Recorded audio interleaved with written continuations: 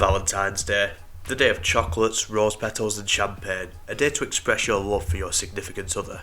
Well, not in the history of, as today we're going to discuss the history of the Valentine's Day Massacre. If you enjoyed today's video, don't forget to like and subscribe, but without further ado, let's get into it.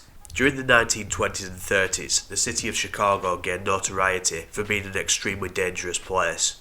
It was a city where the gangs that resided over it were at constant war with each other.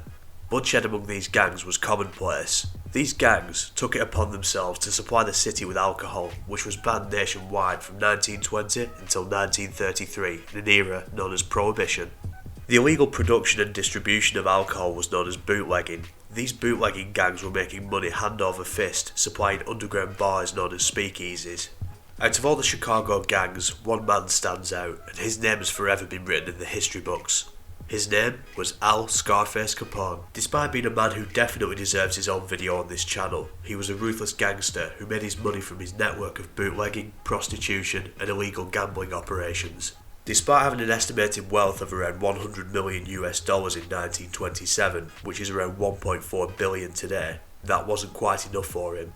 Capone had been long-time enemies with an Irish mobster called George "Bugs" Moran. The two had been violently bickering for years.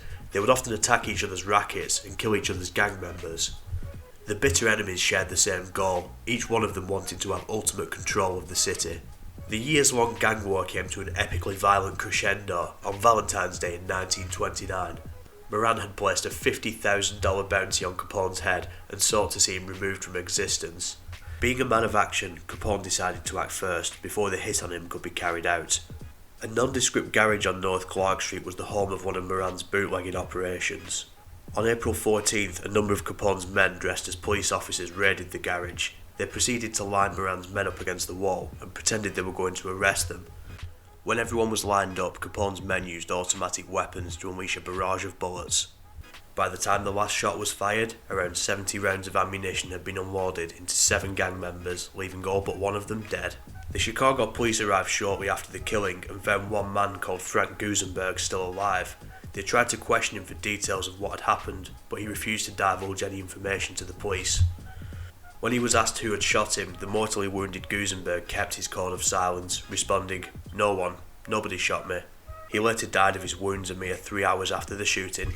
However, despite the pile of dead bodies that were left after the massacre, Moran wasn't one of them. He was due to be in the building that day, but was running late. When he arrived, he saw what he thought were real policemen near his illicit business, so expecting a raid, he waited nearby rather than entering the building. If it wasn't for his lack of punctuality, he could have been victim number 8 that day. Despite the bad blood between Capone and Moran, this was actually the last time they went fully head-to-head in such a spectacular fashion. 2 years later, in 1931, Capone would be sent to Alcatraz prison for tax evasion, where he would live out the rest of his days until 1947, when he died of a stroke and pneumonia. Moran never managed to get back to full power after the massacre, and later resorted to carrying out smaller crimes including robberies. He was captured and sent to Leavenworth prison in 1946, and later died of lung cancer in 1957. They say that crime doesn't pay, but that never stopped the next generation of organised criminals following in the footsteps of people like Capone and Moran.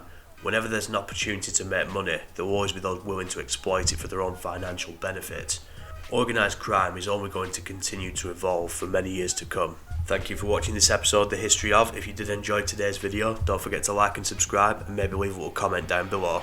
And as always, thank you for being on the right side of history.